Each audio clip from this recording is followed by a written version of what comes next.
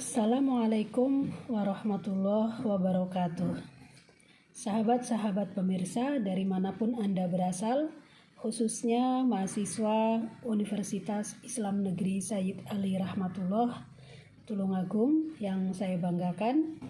Pada video ini saya akan menjelaskan materi tentang pengertian penyelesaian sengketa.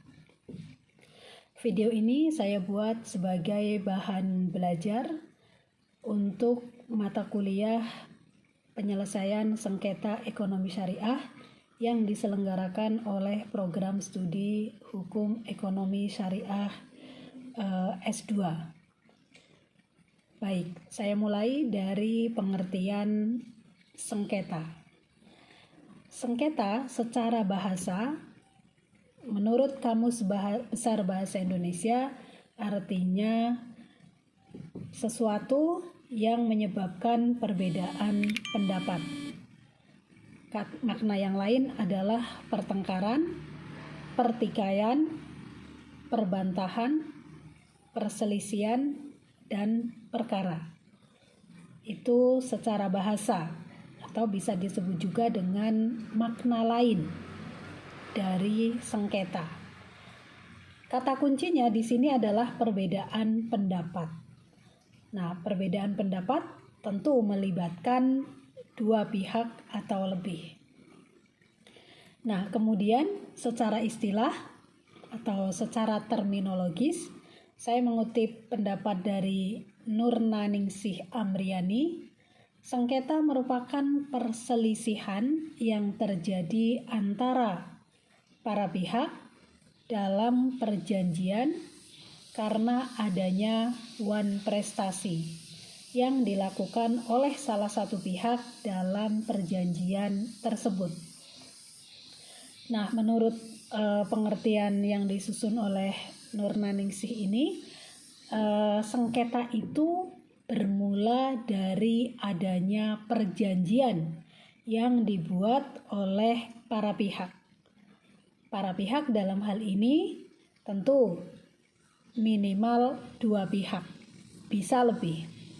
Nah, kemudian dari perjanjian ini kemudian pada prakteknya ada pihak atau salah satu pihak yang melakukan wan prestasi.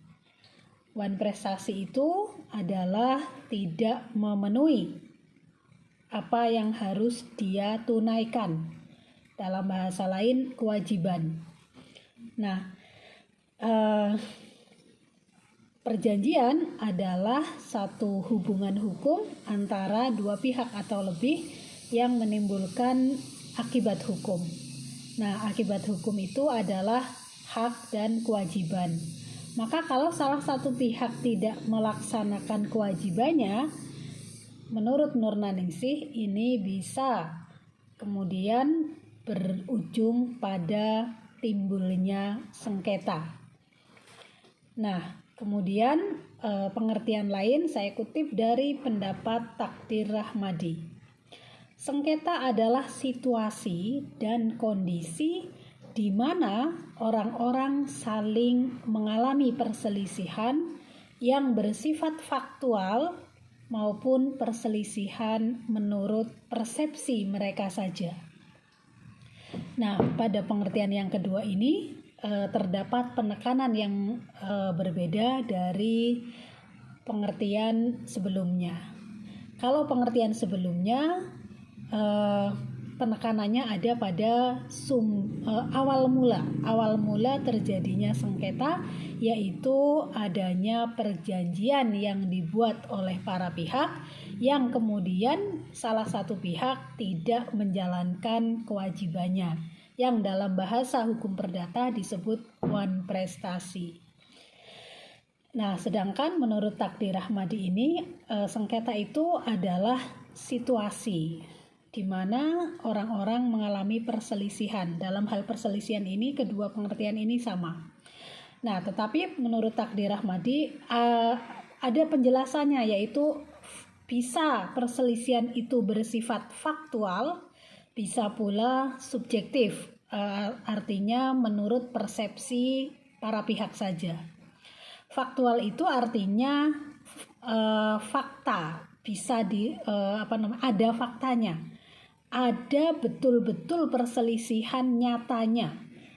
Nah, saya mengatakan A, si pihak pertama mengatakan A, pihak kedua mengatakan B, di mana mereka tidak bertemu, tidak sepaham dalam persoalan tersebut.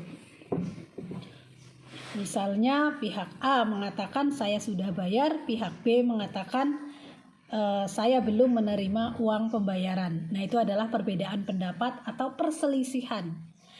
Sifatnya bisa faktual, maksudnya betul-betul terjadi. Fakta itu adalah yang betul-betul terjadi.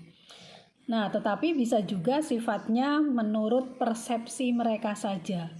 Menurut persepsi itu artinya menurut saya, misalnya saya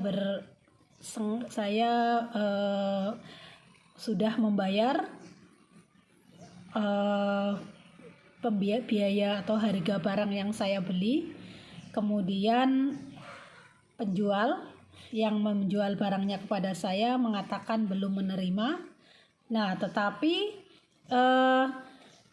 apa yang saya sudah mengirim uang tetapi belum menerima barang, kemudian penjual belum mengirim barang karena merasa belum menerima uangnya dari saya. Nah, kemudian saya menganggap, loh kok saya belum dikirim ya, saya kan sudah transfer. Nah, kemudian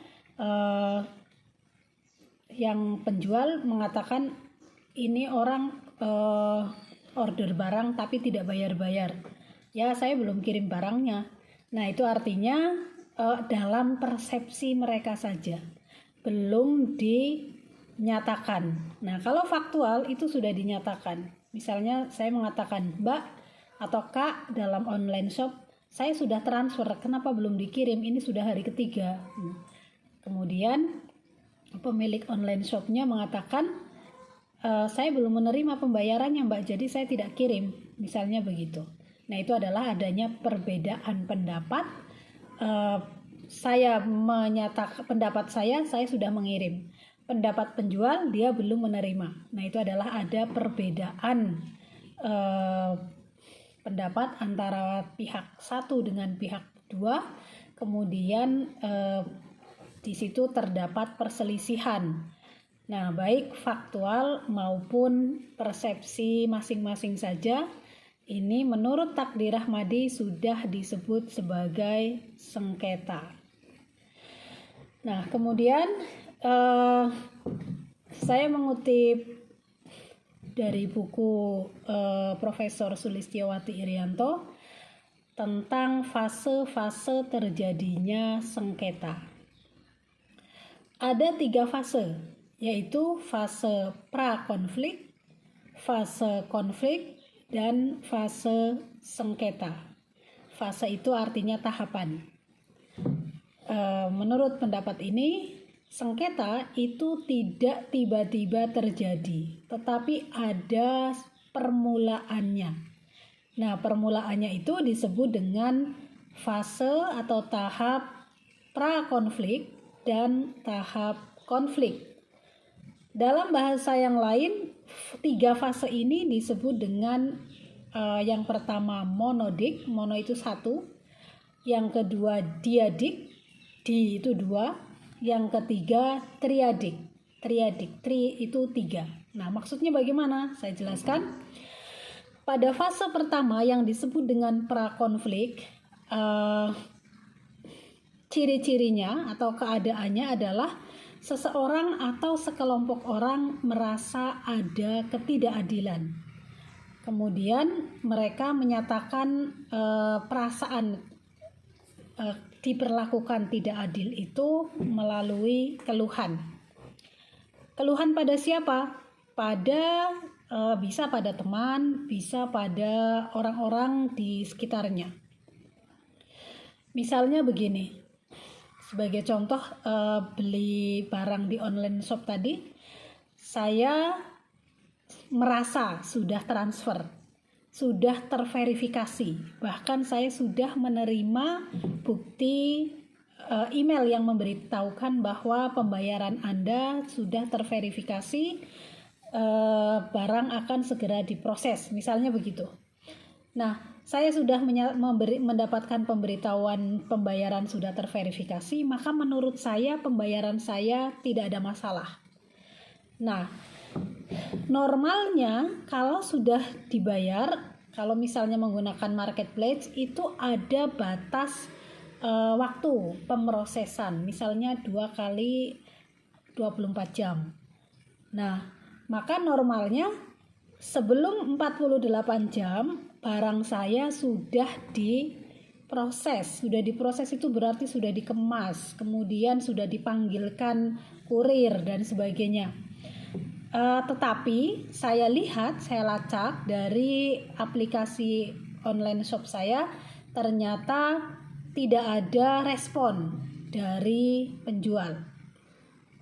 Lalu saya cerita kepada orang-orang di sekitar saya, gimana sih ya ini? Saya sudah bayar kok nggak direspon. Padahal kan barangnya ada. Di aplikasi ditulis stok barangnya ada. Kemarin saya chat juga barangnya ada. Kenapa sudah 2 hari? Sudah hampir 2 hari, kurang sejam, barang saya belum juga diproses. Nah, kemudian saya bercerita kepada orang lain. Nah, ketika saya bercerita, curhat, saya merasa dirugikan, sudah menunggu lama tapi tidak juga dilayani, maka itu yang disebut dengan fase prakonflik. Nah, itu contoh satu. Contoh lain bisa lagi, misalnya COD. Beli pakai metode cash on delivery, di mana barang diantar ke alamat, pembeli tidak perlu transfer tetapi akan membayar pada saat menerima barang.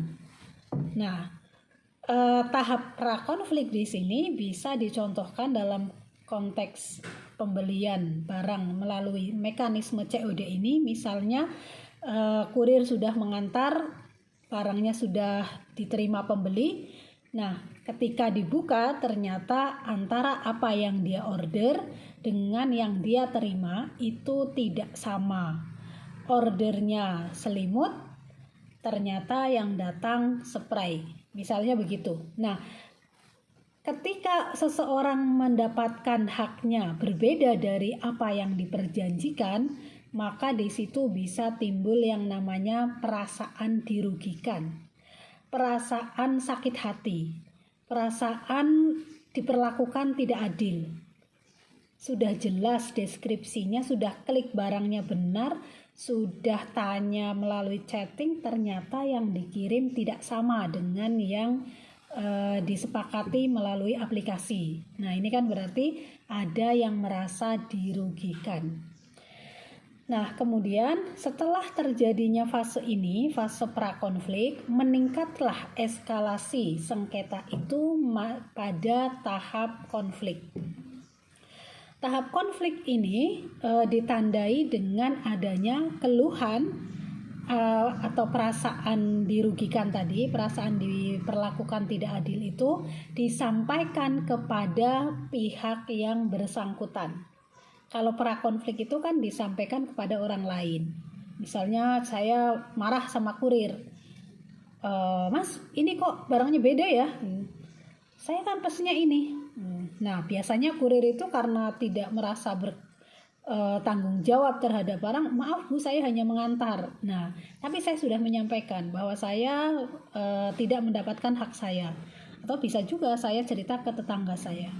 Nah, kemudian ketika saya menerima barang COD itu tidak sesuai, lalu saya komplain melalui aplikasi, saya retur, saya kembalikan, kemudian saya isi kolom komplain.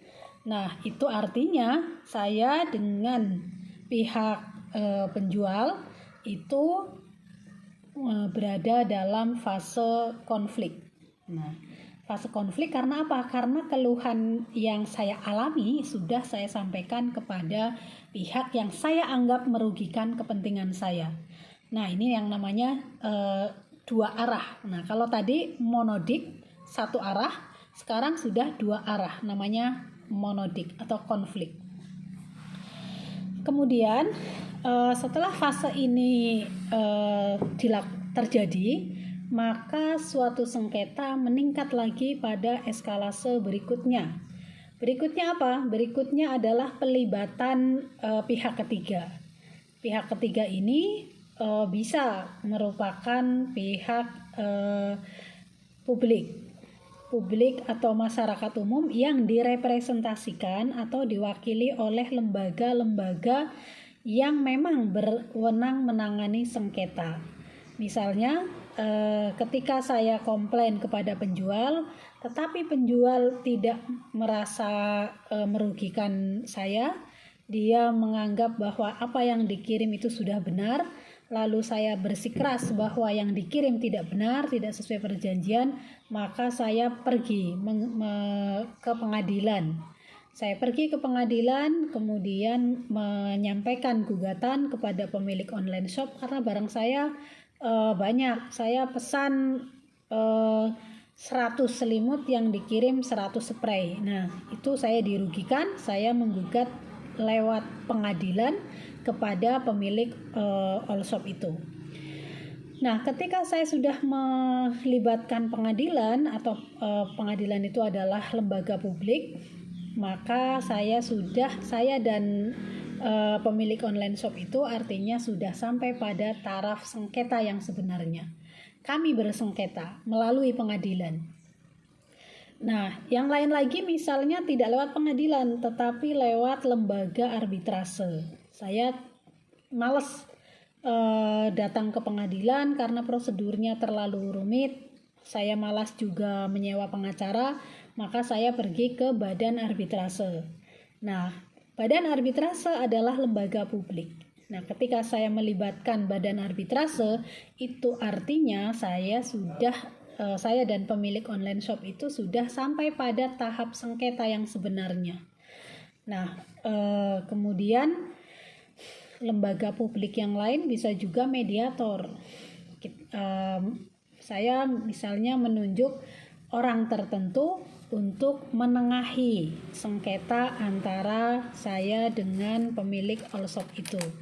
Nah, itu menurut referensi yang saya rujuk yaitu buku Perempuan di Antara Berbagai Pilihan Hukum Profesor Sulistiowati Irianto, Tahap-tahap Sengketa.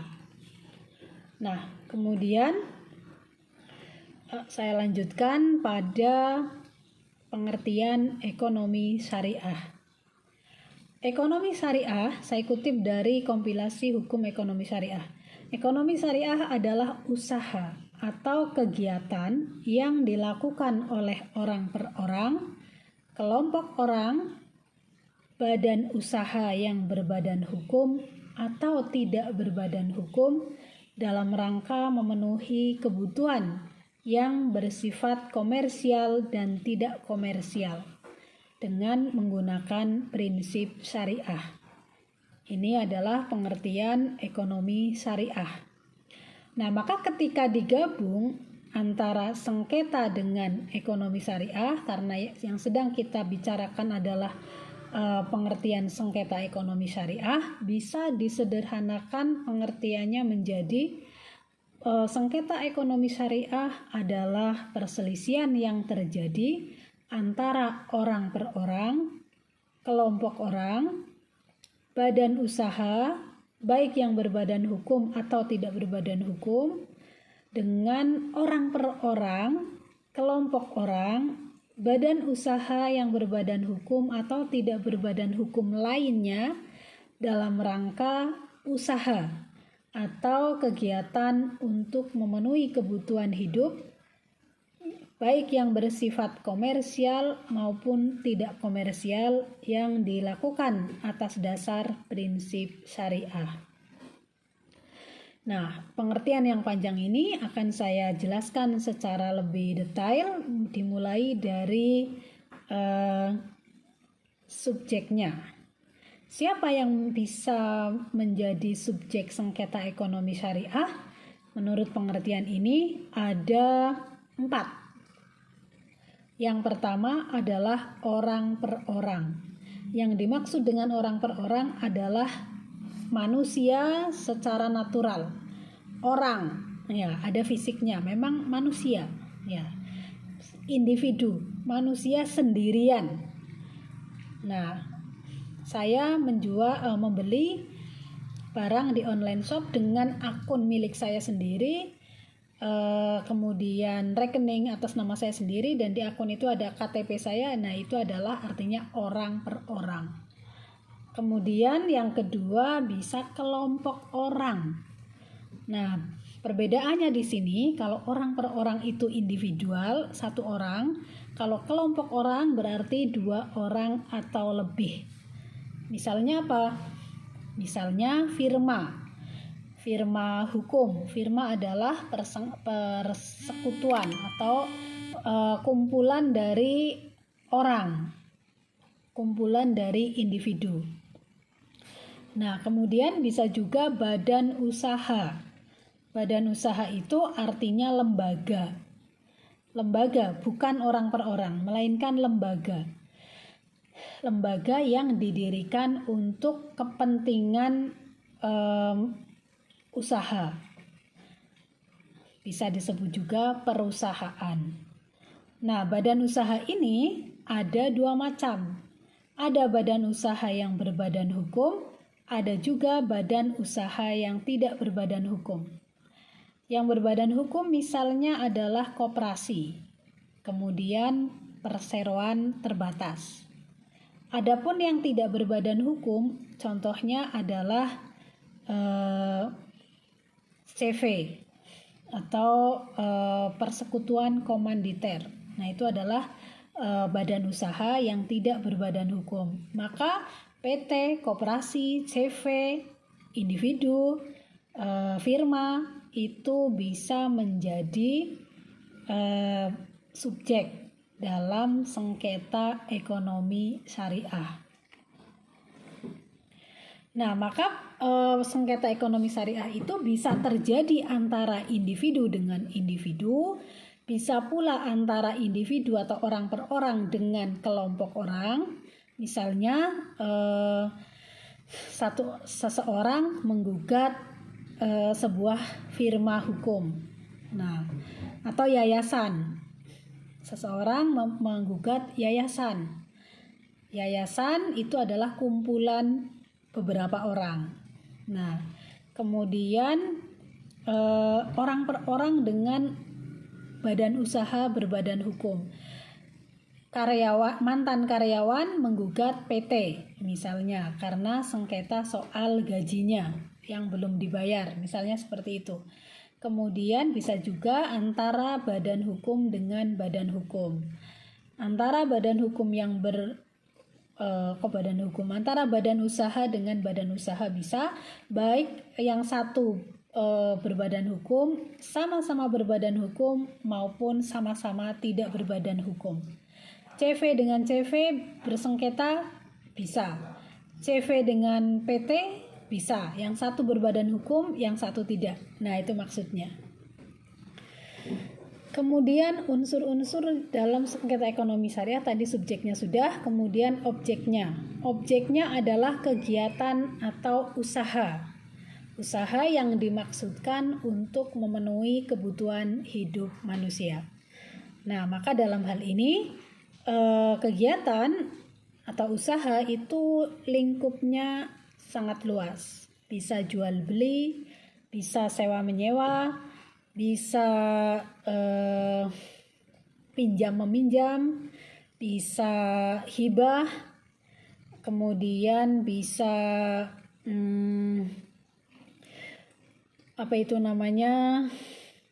sewa menyewa, jual beli, pinjam tukar menukar, gadai, asuransi, yang semuanya itu tersedia dalam rangka memenuhi kebutuhan hidup manusia. Nah, sifatnya bisa komersial, bisa juga non komersial. Komersial itu maksudnya cari untung. Tujuannya dari kegiatan itu adalah untuk mengumpulkan laba atau keuntungan. Nah, maka misalnya PT satu bersengketa dengan PT lain, sama-sama menjalankan usaha.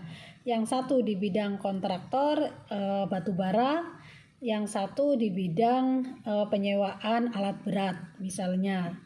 Nah, PT yang punya alat berat merasa dirugikan oleh PT yang memiliki usaha batubara dikarenakan penyewaan alat beratnya belum dibayar. Nah, misalnya seperti itu. Itu artinya komersial. Bisa juga non komersial. Misalnya apa? Misalnya hibah.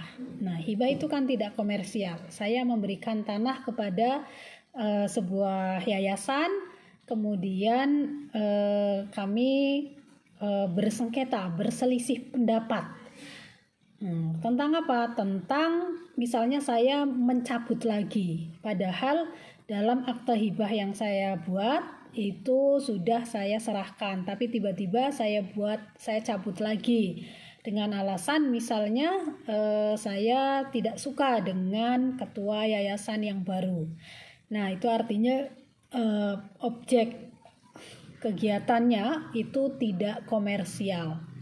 Kemudian prinsip akadnya. Nah, akad yang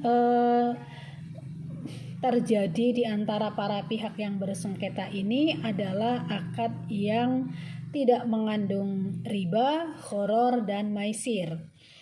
Artinya apa? Artinya kalau sebuah perjanjian kemudian di dalamnya ada unsur riba, gharar, maisir, maksiat, nah maka itu tidak termasuk sengketa ekonomi syariah. Misalnya antara perusahaan perjudian dengan peserta judi. Nah, sekarang kan banyak judi online. Judi online antara orang per orang dengan badan usaha yang bergerak di bidang perjudian. Nah, kemudian sifatnya komersial, tetapi prinsip akadnya mengandung maisir, maka tidak bisa dikategorikan sebagai sengketa ekonomi syariah. Baik saudara sekalian, saya lanjutkan penyebab terjadinya sengketa ekonomi syariah. Saya merangkum beberapa sebab. Yang pertama adalah adanya wan prestasi. Wan prestasi adalah satu keadaan di mana salah satu atau lebih pihak itu tidak melakukan prestasi sebagaimana yang diperjanjikan. Nah, yang dimaksud tidak menjalankan prestasi sesuai yang diperjanjikan itu ada 3 macam. Ada betul-betul tidak melakukan, misalnya sudah diperjanjikan sewa menyewa, barangnya yang disewa sudah didatangkan, sudah dinikmati manfaatnya, tetapi penyewa tidak membayar sama sekali. Ini namanya wan prestasi secara dalam bentuk sama sekali tidak menunaikan. Nah, yang kedua termasuk dalam wan prestasi adalah menunaikan tapi tidak penuh. Misalnya seharusnya menyewa kesepakatannya 100 juta hanya dibayar 50 juta. Nah, ini juga bisa menimbulkan sengketa. Kemudian jenis wan prestasi yang ketiga adalah terlambat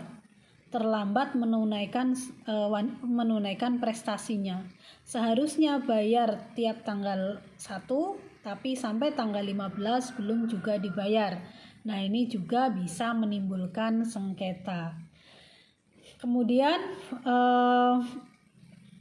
penyebab terjadinya sengketa ekonomi syariah atau sengketa ekonomi pada umumnya itu juga bisa karena force majeure. Force majeure adalah suatu keadaan memaksa yang terjadi di luar kuasa para pihak, khususnya debitur. Debitur itu berarti orang yang punya kewajiban. yang menjadikan dia tidak mampu menunaikan kewajibannya. Seorang nasabah perbankan misalnya yang biasanya lancar membayar angsuran, tiba-tiba ketika pandemi COVID tidak bisa membayar. Dikarenakan apa? Dikarenakan usahanya harus tutup. Karena kebijakan dari pemerintah mengharuskan usahanya dia termasuk usaha yang harus tutup selama PPKM, selama pembatasan kegiatan masyarakat. Nah, kemudian PPKM-nya berlangsung misalnya 1 bulan. Selama 1 bulan itu dia tidak mendapatkan uang sama sekali sehingga tidak bisa membayar. Nah, ini namanya force majeure. Kemudian penyebab terjadinya sengketa yang selanjutnya adalah kalau itu tadi dari aspek debiturnya, aspek para pihaknya. Ada juga yang disebabkan karena perbuatan melawan hukum. Nah, perbuatan melawan hukum itu adalah perbuatan yang yang bertentangan dengan kewajiban hukum seseorang. Jadi ada wan prestasi, ada perbuatan melawan hukum. Kalau wan prestasi itu unsurnya itu seperti yang sudah saya jelaskan tadi, tidak menunaikan prestasinya. Tapi kalau perbuatan melawan hukum itu terdapat beberapa kriteria. Nah, yang pertama ada kesalahan. Dia melakukan suatu kesalahan, di mana kesalahan itu merugikan pihak lain. Nah, pihak lain itu rugi diakibatkan ada hubungan kausalitas antara perbuatan melawan hukum itu, antara kesalahan yang dilakukan dengan kerugian yang diterima pihak lain. Nah, artinya apa? Artinya dalam hal ini sengketa tidak berasal dari perjanjian terlebih dahulu, tetapi karena adanya perbuatan yang seharusnya tidak dilakukan. Perbuatan itu merupakan kategori salah dan kemudian merugikan pihak lain. Kemudian bisa juga terjadi karena aspek perjanjiannya. Nah, aspek perjanjiannya jadi bukan pada prakteknya, melainkan sudah disebabkan oleh perjanjian itu sendiri. Nah, saya mengutip pendapat dari Amran Suwadi bahwa terdapat beberapa kriteria yang menjadikan suatu perjanjian itu rawan menimbulkan sengketa. Apa itu? Nah, yang pertama adalah dalam proses pembuatan akad terdapat ketidaksepahaman para pihak. Ketidaksepahaman artinya apa yang dipahami oleh pihak pertama tidak sama dengan apa yang dipahami oleh pihak kedua, ketiga, dan seterusnya. Artinya dalam pendefinisian kewajiban, pendefinisian objek, dan sebagainya itu tidak sama pemahamannya antara satu pihak dengan pihak lain. Saya beri contoh, misalnya dalam suatu perjanjian sewa-menyewa disebutkan bahwa saya misalnya sebagai penyewa bersepakat untuk menyewa sebuah toko di Mall Pondok Indah, Jakarta, lantai 2. Nah, saya pahamnya lantai 2 itu adalah ketika kita masuk dari luar, berarti itu lantai pertama yang sama tingginya dengan bumi tempat yang dipijak. Nah, begitu naik 1 kali itu berarti menurut saya lantai 2. Nah, ternyata menurut pihak yang punya toko, yang punya ruangan, yang dimaksud lantai 2 bukan itu, tapi ada di level 4. Kenapa begitu?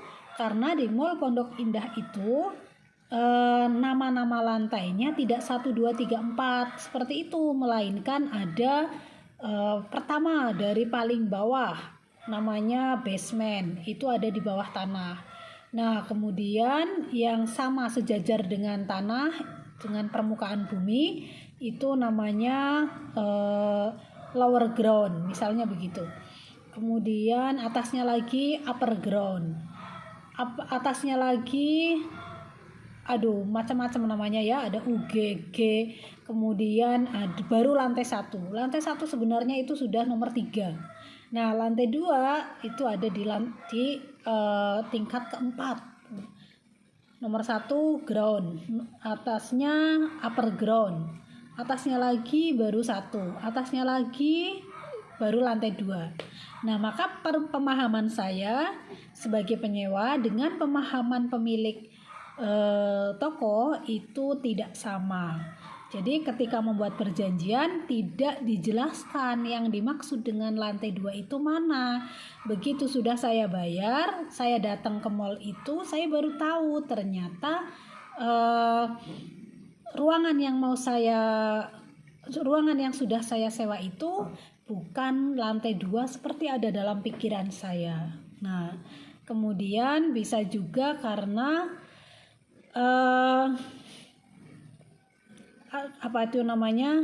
dalam proses pembuatan perjanjian para pihak itu tidak matang dalam membahas hak dan kewajibannya.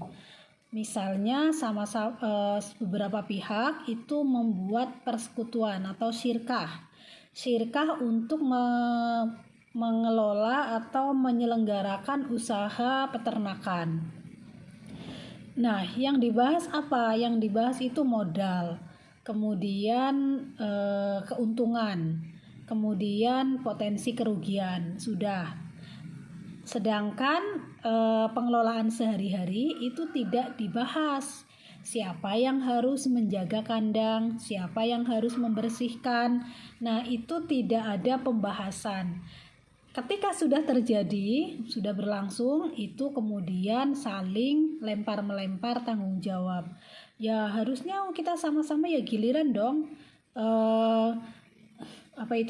Jaga kandang satu hari, misalnya ada 5 orang, harusnya giliran.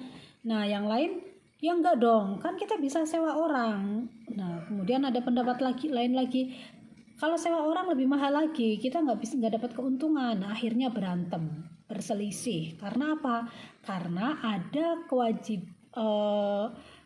kewajiban yang tidak dibahas ketika berunding. Jadi ada yang terlewat.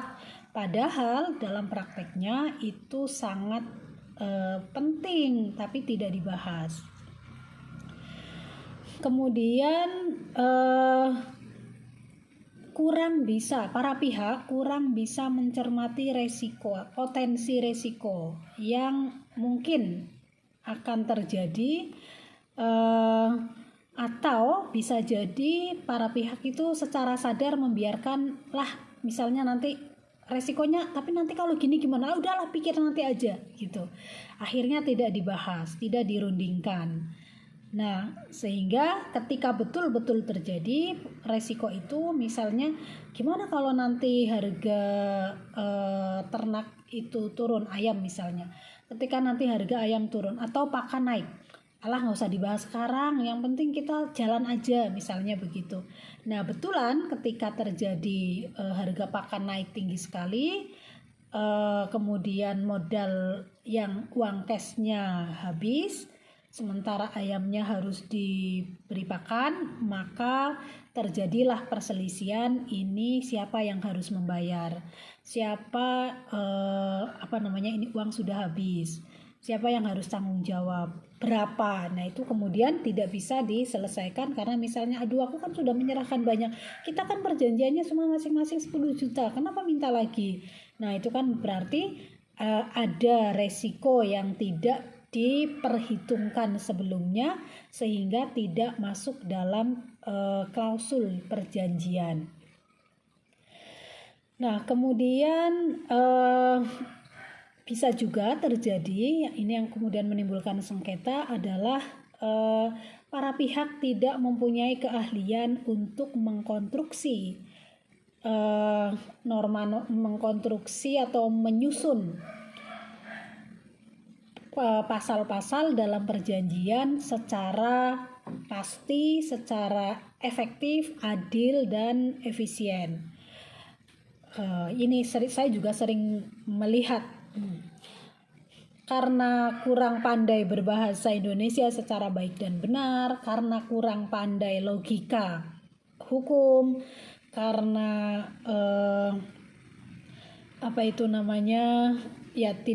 tidak terampil ya dalam menyusun kalimat, akhirnya perjanjian disusun dengan serampangan. Nah, ketika terjadi sengketa, kemudian dibaca lagi, itu masing-masing bingung. Nah, ini bisa sangat berpotensi terjadi sengketa kalau orangnya ganti. Misalnya pejabat yang dulu dengan pejabat yang sekarang di perusahaan itu sudah berganti, kemudian terjadi sengketa. Nah, ketika terjadi sengketa itu membuka kembali perjanjiannya, mereka tidak tahu historinya, maksudnya bagaimana, akhirnya sulit untuk menjalankan kewajibannya. Kemudian perjanjian ini tidak menyelesaikan masalah karena konstruksi atau susunan dari klausul-klausulnya itu tidak jelas. Itu adalah beberapa penyebab yang berasal dari faktor perjanjiannya. Nah, faktor yang lain yang bisa menjadikan terjadinya sengketa adalah penipuan. Nah, penipuan di sini juga bisa juga dikategorikan sebagai tidak adanya itikat baik. Jadi para berperjanjian tetapi sebenarnya ada niat yang buruk dari salah satu pihak untuk menipu, untuk mengakali, untuk memanfaatkan secara diam-diam. Nah, itu kemudian ketika itu betul-betul terjadi, pihak yang satu merasa dirugikan, maka di situ bisa terjadi sengketa. Yang selanjutnya adalah penyebab terjadinya sengketa bisa juga karena pembatalan sepihak. Pembatalan sudah sepakat, sudah jelas, tiba-tiba maaf saya tidak jadi. Nah, padahal pihak yang satu sudah mengeluarkan banyak biaya untuk perjanjian itu. Nah, itu juga bisa terjadi sengketa. Kemudian saudara sekalian, saya melangkah pada penyelesaian sengketa. Apa yang dimaksud dengan penyelesaian sengketa? Ketika suatu sengketa sudah terjadi, maka perlu dilakukan upaya penyelesaian. Upaya penyelesaian ini adalah proses yang ditempuh oleh pihak-pihak yang terlibat sengketa untuk mengakhiri sengketa. Itu sederhananya seperti itu. Apa urgensinya? Urgensi atau pentingnya apa melakukan upaya penyelesaian sengketa? Yang pertama adalah untuk mewujudkan keadilan. Nah, tadi saya katakan sengketa itu dimulai dari adanya orang yang merasa diperlakukan tidak adil. Nah, maka ketika upaya penyelesaian sengketa ditempuh, salah satu tujuannya adalah mewujudkan keadilan. Yang tadi belum menerima haknya, dia menjadi bisa menerima haknya. Kemudian yang kedua, untuk mengembalikan keselarasan hubungan antara pihak-pihak yang bersengketa atau sosial harmoni. Kalau sengketa ini terjadi misalnya antara orang yang rumahnya berdekatan, antara kerabat, antara orang yang setiap hari bertemu, nah itu maka yang namanya ketika terjadi sengketa akan sangat mengganggu hubungan. Nah, maka penyelesaian sengketa utang piutang misalnya antara tetangga, antara satu orang dengan orang lain yang rumahnya berdekatan, itu kalau berhasil maka akan lebih menjamin keharmonisan hubungan antara mereka lagi daripada ketika tidak diselesaikan. Kemudian untuk menormalkan hubungan sosial secara luas. Nah, kenapa? Karena kadang-kadang ketika dua orang bersengketa maka akan berdampak pada kelompok masyarakat di sekitar mereka. Nanti ada yang memihak A, ada yang memihak B. Nah, kemudian karena pihak yang bersengketa ini membawa gerbong atau ada yang berempati kepada mereka, bersimpati, membela, akhirnya bisa meluas. Nah, maka untuk menormalkan hubungan sosial yang lebih luas tadi perlu dilakukan upaya penyelesaian sengketa. Kemudian untuk memulihkan kepercayaan. Kepercayaan siapa? Kepercayaan orang yang atau pihak lembaga yang dalam tanda petik dituduh merugikan pihak lain. Nah, misalnya sengketa konsumen. Ketika sebuah badan usaha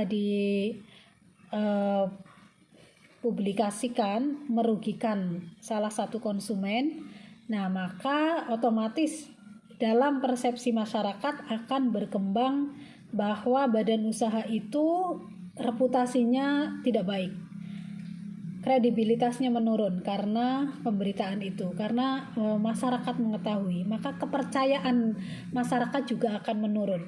Jangan nabung di bank itu, kemarin tetanggaku itu ada yang nabung di sana, uangnya hilang, mau diambil nggak bisa. Kemudian diklaim, dituntut itu berbelit-belit, sangat sulit. Nah, seperti itu maka kredibilitas atau kepercayaan masyarakat terhadap lembaga itu, terhadap badan usaha itu bisa turun atau bahkan bisa hancur. Nah, maka proses-proses penyelesaian sengketa itu biasanya mendapat perhatian yang besar dari perusahaan-perusahaan karena mereka tidak mau namanya jatuh kemudian ditinggalkan konsumen. Saya mau cerita, kita mungkin Anda mengikuti, ada beberapa waktu yang lalu ada seorang selebriti mengungkapkan kekecewaannya, perasaan diperlakukan tidak adil melalui media sosial atas klaim asuransi anaknya yang tidak bisa cair dikarenakan banyak sebab. Nah, ketika dia menyuarakan di media sosial dan dibaca banyak orang, maka banyak orang kemudian netizen itu berkomentar yang membenarkan apa yang dikeluhkan oleh selebgram itu, kemudian bersimpati, kemudian memaki-maki, membuli, menghujat perusahaan itu. Nah, beberapa hari setelah itu perusahaan itu bereaksi dengan mengabulkan tuntutan dari seorang selebriti tersebut, sehingga keluhannya, asuransinya yang tadinya tidak bisa dicairkan menjadi bisa dicairkan ketika anaknya operasi. Nah, dalam hal ini bisa sangat ditangkap bahwa perusahaan ini berusaha mengembalikan kredibilitas masyarakat. Maksud saya kredibilitas perusahaannya di hadapan masyarakat. Karena kalau tidak diselesaikan, maka resikonya adalah namanya semakin jatuh, semakin digunjing, dan konsumennya atau nasabah-nasabah dari perusahaan asuransi ini bisa menarik polisnya, dan orang lain yang berpotensi menjadi pemegang polis di situ menjadi tidak tertarik lagi. Nah, itu berarti penting sekali bagi badan usaha, bagi masyarakat, bagi pihak-pihak yang bersengketa untuk melakukan upaya penyelesaian sengketa. Demikian paparan dari saya tentang pengertian penyelesaian sengketa. Satu lagi, bahwa penyelesaian sengketa ekonomi syariah itu ada dua macam. Yang pertama adalah sengketa yang sifatnya litigasi.